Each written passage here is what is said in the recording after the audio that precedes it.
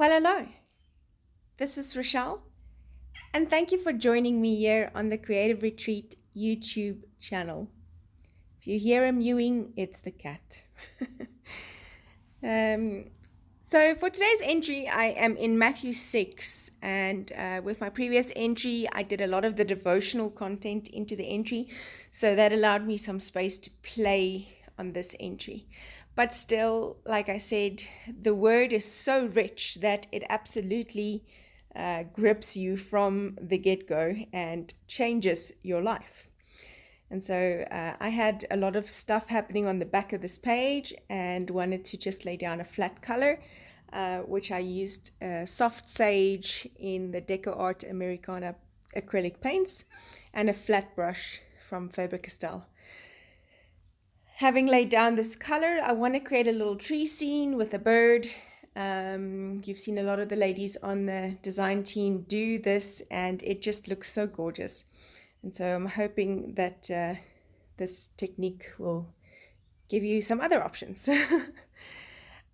what I'm doing with this silicone stamp of the silicone stamp of the branch, because it's silicone, you can easily bend it and mold it and change its shape without ruining it. So if you've got this acrylic block, you can change it to lie different directions, etc., etc., and it works out just fine. I'm using the cocktail olive and the mink pigment inks from Creative Retreat to lay down these branches so that it looks like this branch or these branches come from a tree that is to the right side of this page. Then I'm just measuring out if my little bird will fit in that bottom space. And I'm so glad that it does. It's really such a beautiful little bird. My sketchy bird, as Ruth says. And so I'm doing it in stages using the Creative Retreat, using the Faber-Castell Pitt Artist Pens in various colors. I am using a brown for the bottom, like ground and its feet. Then I used a green for the bottom or the belly of the little bird. I'm using like a teal color for the top feathers of this bird. And then I'm going to use a warm gray for the head. And I'm stamping and restamping, and because it's a bit sketchy, your lines don't have to be perfect. It kind of blends in, and so I'm stamping and restamping, not even wiping in between, just letting those colors kind of flow, and I quite like the way that came out. I will take those same Faber-Castell colors in a little bit, add some water to them, and just paint in the belly of this little birdie. But for now, I'm taking the Bonsai Green ink, also a pigment archival ink from Creative Retreat, and I'm stamping out some leaves onto this branch piece.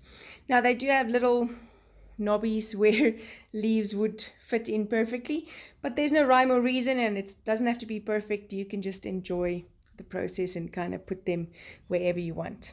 So here's where I take this Faber-Castell Pitt Artist Pen, scribble them on my non-stick surface, and pick them up with a wet brush, just like you would watercolors.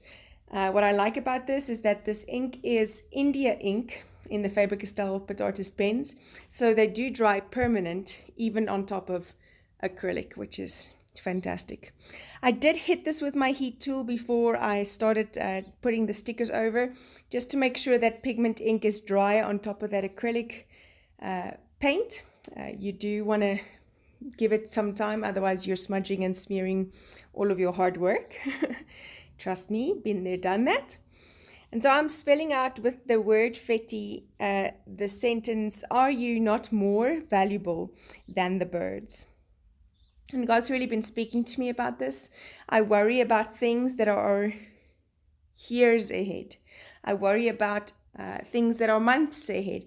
I worry about the end of the year and how I'm going to, buy school clothes for kids for next year, and all kinds of silly things that really isn't necessary to worry about, because we have God who owns the cattle on 1,000 hills. And I'm spelling out, taking some time to spell out with these alpha stickers, "Do not worry." I'm very much speaking to myself here.